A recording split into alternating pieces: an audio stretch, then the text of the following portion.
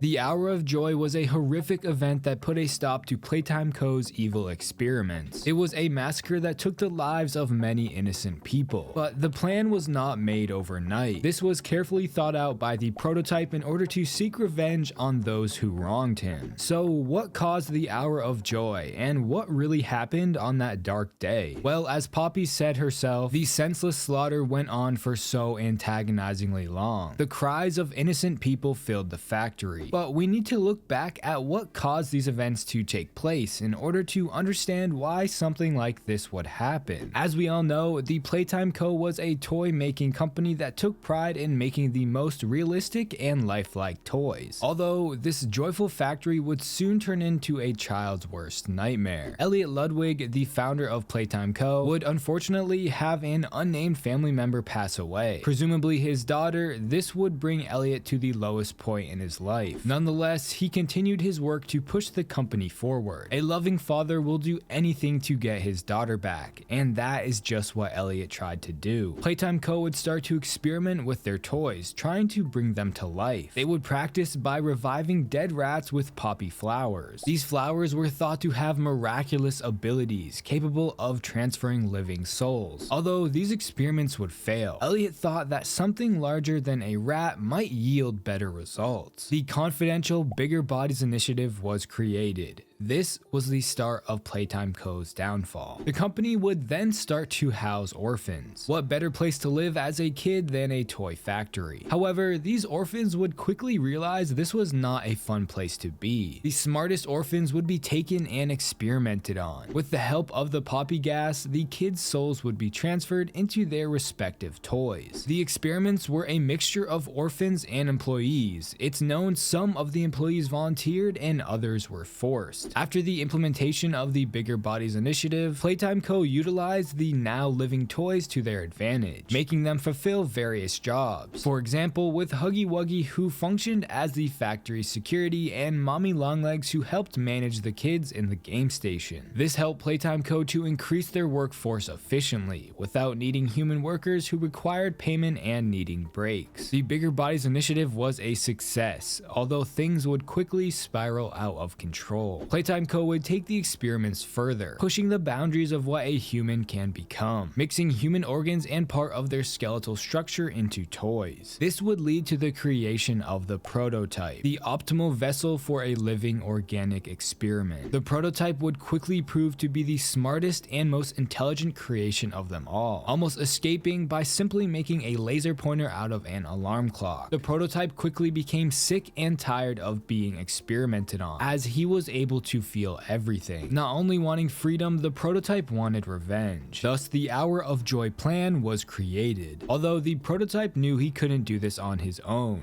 he needed help. The prototype would start to befriend the other experiments, showing them compassion and promising a better life outside of those walls. We see an example of this through Catnap. The prototype befriended and saved his life when he was still a child. After the kid became Catnap, he devoted his life to the prototype, even treating him like a god. The prototype convinced him that the Hour of Joy will save everyone. Catnap would deliver this plan to the rest of the toys. Although, if you disagree with the prototype's plan, Catnap would end you. This is explained through Dog Day. We find him tied up, cut in half, and hanging alone. He is what's left of the smiling critters. They tried to fight the prototype's control. Because of this, Catnap ended them all. However, not every toy wanted revenge on the humans. This is shown through Poppy. On August 8th, 1995 at 11 a.m., the Hour of Joy began. What felt like a normal day to the employees quickly turned into their last. A massive rebellion took place that would take the lives of over 100 innocent people. The tape we see from Poppy shows us how it started. Huggy Wuggy is first seen ambushing and attacking the employees in the main lobby. It's also thought that Huggy killed the scientist in the final log from chapter 1, where he is attacked at the end of it. You can also hear screams of people getting attacked while he's talking, meaning this took place during the Hour of Joy. Mommy Longlegs is then seen attacking many people in the game station by lifting them up and dropping them from a lethal height. Next, we see see another employee in the water treatment area being swarmed and eaten by a mob of mini smiling critters and mini huggies, showing how not only the bigger bodies but every type of toy experiment was involved. The tape then cuts to a hallway inside of the school area. We can see Miss Delight and her sisters are chasing a man into a classroom. As we know, not only did the sisters attack the employees, but they also attacked the children. Next, we see the tape of Kissy Missy escaping from her transport and knocking out the employees around her. This is of course the missing footage from the other Kissy Missy tape that we saw before. Boxy Boo is then seen in a hallway attacking an employee before running off. This confirms that he is in fact canon to the Poppy Playtime universe. Next, we see Catnap roaming around the playcare with a bunch of bodies scattered around. He finds a still alive employee and throws him to the side. This torment went on for a long time. There were even employees that did not know about the toy experiments, so when they saw the bigger bodies, they had no idea what was happening. The prototype got his revenge, but it cost the lives of many innocent people. The final part of the tape shows us the locations from the first 3 chapters, including Make a Friend, the game station, playcare, and the catwalk leading to Poppy's room, all filled with bodies. These bodies were then brought to the deepest parts of the facility to be consumed by the toys as a form of food to survive. After many years, eventually this food source diminished, leading to various toys turning on each other to survive. Furthermore, an emergency alert notice was sent out to warn the employees. It explains how an unknown hostile force has been detected within the Playtime Co. facility. Personnel are to begin the emergency evacuation protocol immediately. They were told to leave all personal belongings. Do not engage with any hostile individual. If no exit path is available, seek shelter in a hidden location. Use blankets or pillows to cover your body and remain silent. Do not look through any windows, open any doors, or even make eye contact with any individual. This would be a truly terrifying thing to experience. Although nearly everyone within the facility, both guilty and innocent, were slaughtered by the toys. The remaining survivors, including Leith Pierre, were forced to hide while attempting to escape, and their fates are unknown. It's assumed that they are now gone forever, becoming either food for the toys, or maybe the prototype turned them into toys that we will run into later on. Nonetheless, the sudden disappearance of all the employees led to the closure of Playtime Co., though it remains unclear if any investigation was ever launched. I find this odd. How does a mass attack that takes hundreds of lives get covered up like this? Well, this location is now shut down, but what if the company is still active somewhere else? This might be a much larger operation than we are led to believe. How do you guys feel about the Hour of Joy? Was it justified, or as Poppy said, was it just senseless slaughter? Let me know in the comments below, and if you like horror game content like this, please consider subscribing. Also, if you want to support the channel even more, you can become a member. Don't forget to check out my Twitter at TerrifiedT. Thanks for watching.